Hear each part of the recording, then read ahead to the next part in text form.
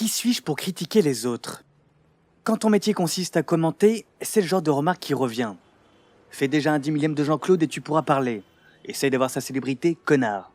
Il est plus facile de critiquer la vie d'un autre. T'as fait un film, toi?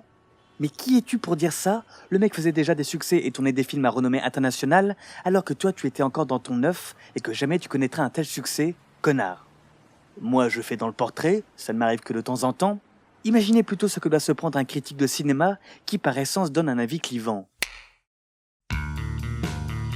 Alors, le métier de critique, une voie de garage pour artistes ratés? Les critiques souffrent fréquemment d'une mauvaise image, celle réductrice d'artistes ratés démolissant en quelques lignes des travaux de longue haleine. Une démarche bien facile comparée à celui qui a investi tout son cœur dans un projet. La scène où Michael Keaton s'en prend à la critique de théâtre dans le film Birdman illustre bien la chose. Just a bunch of crappy opinions backed up by even crappier comparisons. You write a couple of paragraphs, and you know what?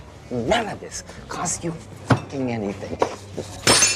Ce cliché a des racines. On a tous lu une chronique qui transpirait l'aigreur. Toutefois, même si c'est plus rare, il est arrivé de nombreuses fois que les critiques deviennent artistes. Avant d'embrasser la carrière de cinéaste, Godard, Rivette et Truffaut donnaient leur opinion sur les films dans les cahiers du cinéma, Debussy écrivait sous le pseudonyme de Monsieur Croche dans des revues circulant dans les milieux intellectuels.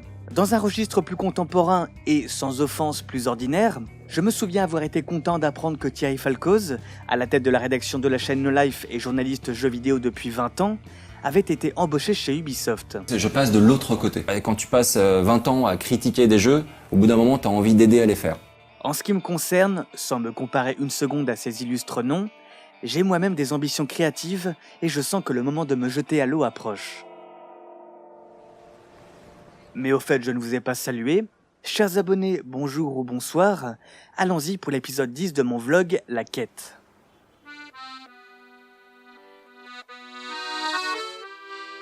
Paris.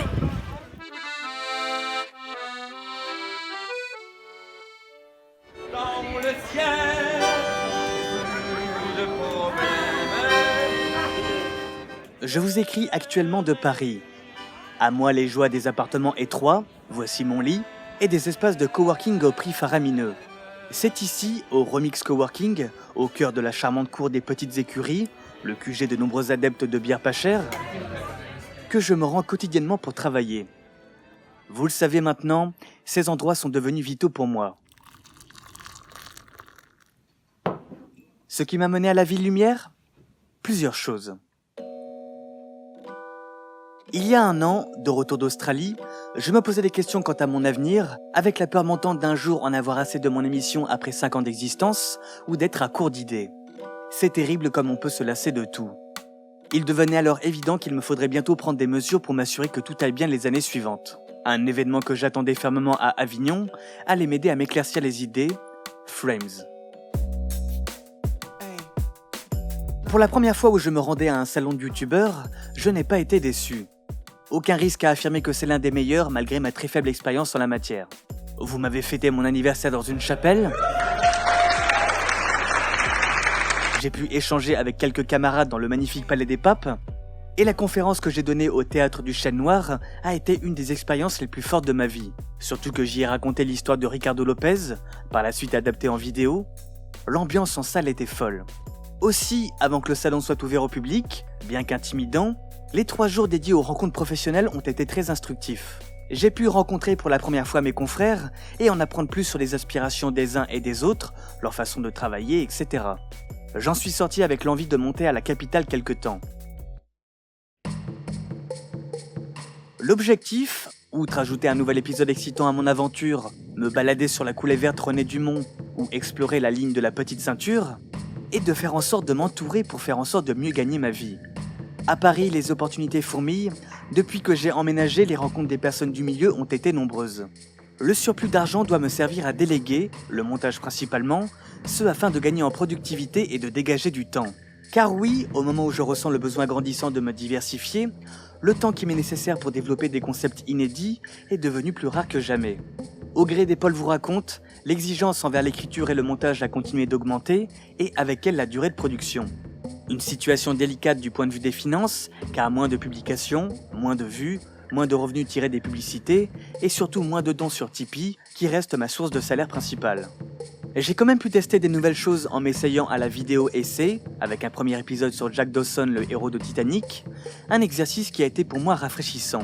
Le principe, c'est de poser une problématique par rapport à un personnage de fiction, en l'occurrence dans ce cas-là, que serait-il arrivé au couple Jack et Rose s'ils avaient survécu? Un prétexte pour réfléchir sur des sujets aussi variés que l'amour, la passion, les intentions de James Cameron en écrivant son film, ou encore le rapport qu'entretient Leonardo DiCaprio avec les protagonistes qui l'interprètent. Ça a parlé à certains, j'en suis très heureux, mais j'ai conscience aussi que le sujet, démodé, en a rebuté plus d'un. Pourtant, je suis très fier de ce premier épisode et je compte en refaire d'autres. J'ai la conviction qu'une figure plus attractive telle que le Joker par exemple, aurait mieux marché. Peu importe, là n'est pas le sujet, la démarche qui m'amène à me libérer des journées n'a pas pour priorité de me faire travailler sur les vidéos essais, mais sur un projet étroitement lié à ce que je vous disais en introduction. J'ai moi-même des ambitions créatives et je sens que le moment de me jeter à l'eau approche, disais-je. J'ai un projet. Un projet à travers lequel je devrais pouvoir répondre à une question qui me taraude. Est-ce que je suis capable de passer de l'autre côté du rideau? Ne plus rester commentateur, mais acteur? Ou dois-je rester à ma place et faire ce pourquoi vous me suivez et continuer à me perfectionner dans cette direction? En somme, est-ce que je peux créer une œuvre originale, estimable? Le seul moyen de le savoir, c'est d'essayer. Et même si j'ai des tas d'idées en lesquelles je crois, il n'est vraiment pas dit que je sois à la hauteur. Peut-être que je vais produire quelque chose de moyen qui n'aurait jamais eu d'audience si ma chaîne n'avait pas servi de tremplin, un peu comme ces animateurs télé qui sont parfois des comiques ratés et qui montent à one-man show une fois devenus célèbres, ou certains youtubeurs qui s'essayent à la fiction. Ce n'est pas toujours concluant. Pour ma part, ce que j'ai à vous proposer est un hybride entre fiction et documentaire. Nom de code, le projet liminal. Le moyen pour moi d'inventer un univers comme j'ai envie de le faire depuis tout petit, inspiré entre autres par les grandes aventures de Luffy, dans lequel je pourrais y insuffler du fond et y réunir toutes mes passions. Évidemment, il est trop tôt pour annoncer une quelconque date de sortie, le développement peut prendre des années. Tout ce que je peux vous dire, c'est qu'en attendant, je vais essayer de mettre en place un nouveau format bientôt, qui fera office d'entraînement.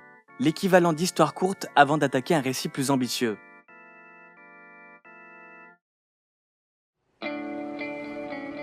Je pourrais sans doute vous parler plus concrètement de tout ça la prochaine fois que je vous écrirai.